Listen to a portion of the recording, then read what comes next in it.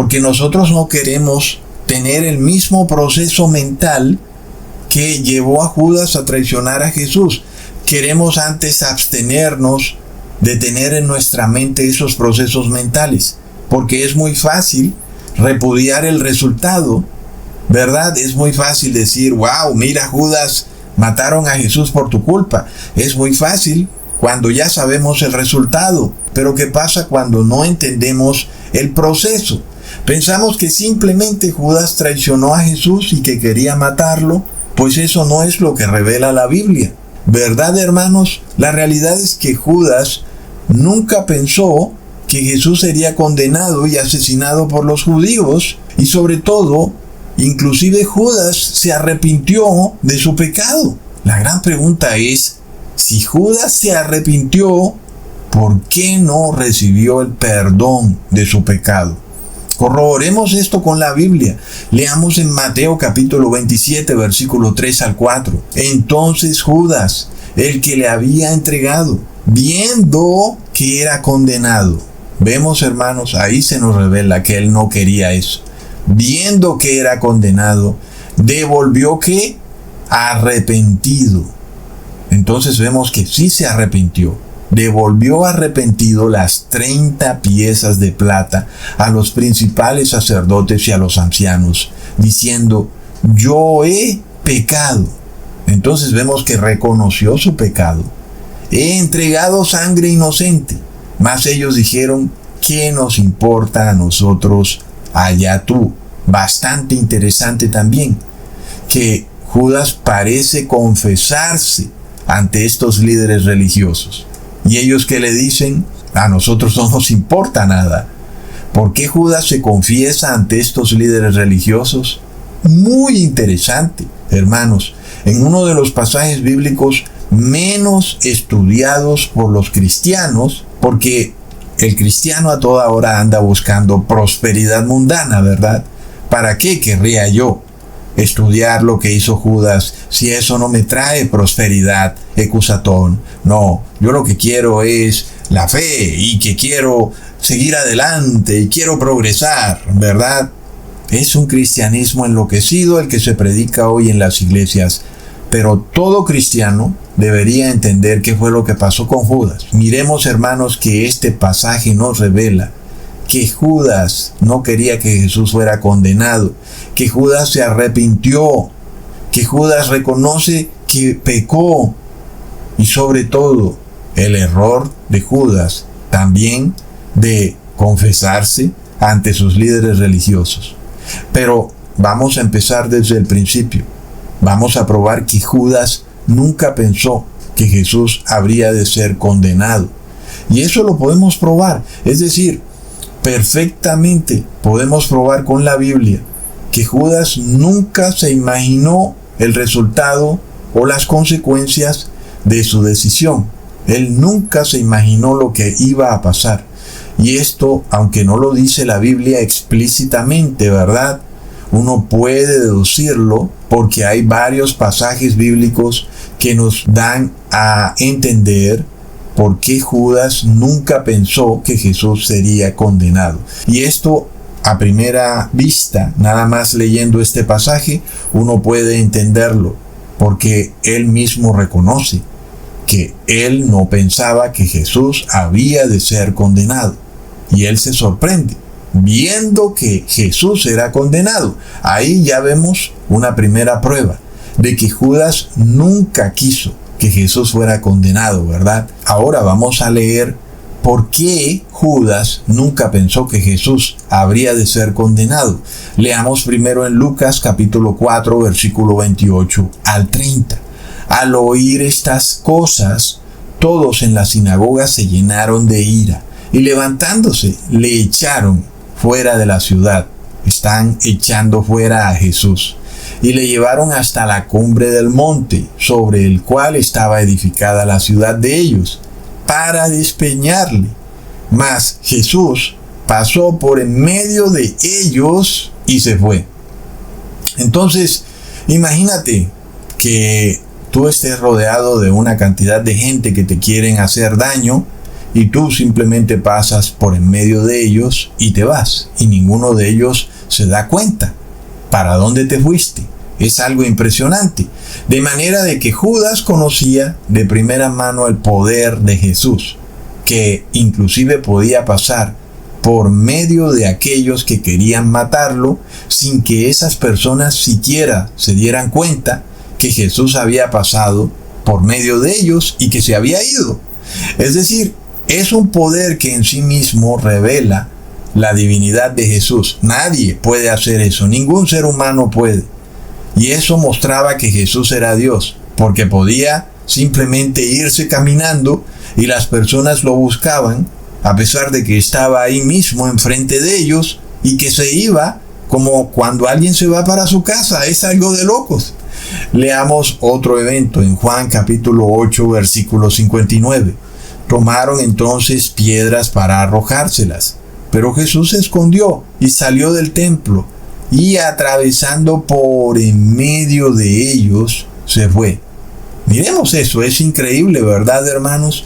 Ahora, cuando vemos la captura de Jesús, pensamos que fue la primera vez que el Sanedrín judío había enviado soldados para capturarlo, y no es así. Este no fue el primer evento en donde Jesús pretendía ser capturado. Al contrario, ya habían ocurrido muchos otros eventos y nunca podían capturarlo.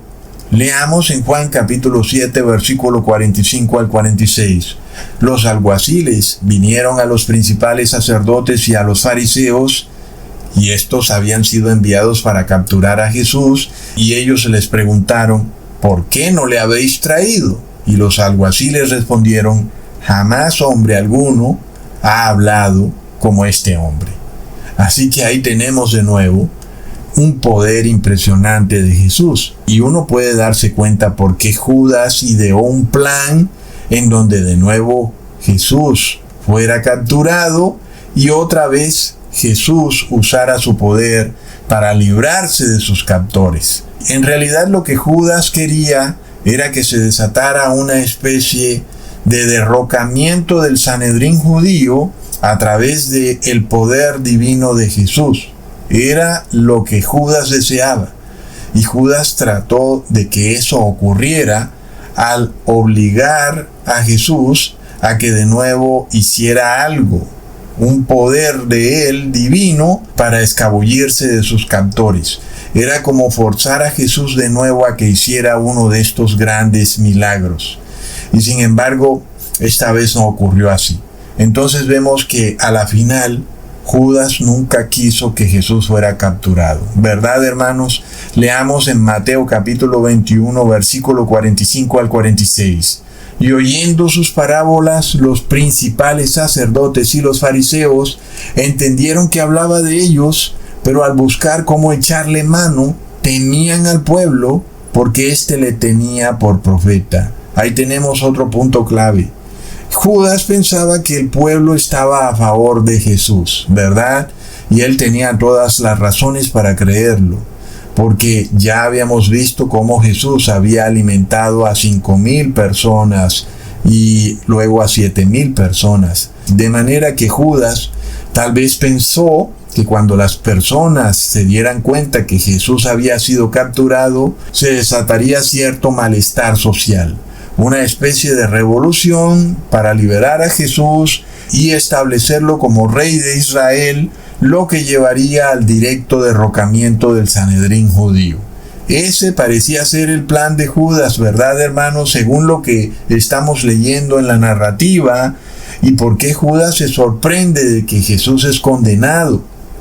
De manera que Judas nunca se imaginó que este pueblo que tenía a Jesús por profeta, de repente, 2 días más tarde, sería el mismo pueblo que dijera: cuélguenlo en un madero y que su sangre sea sobre nuestras cabezas y las de nuestros hijos. ¿Verdad, hermanos?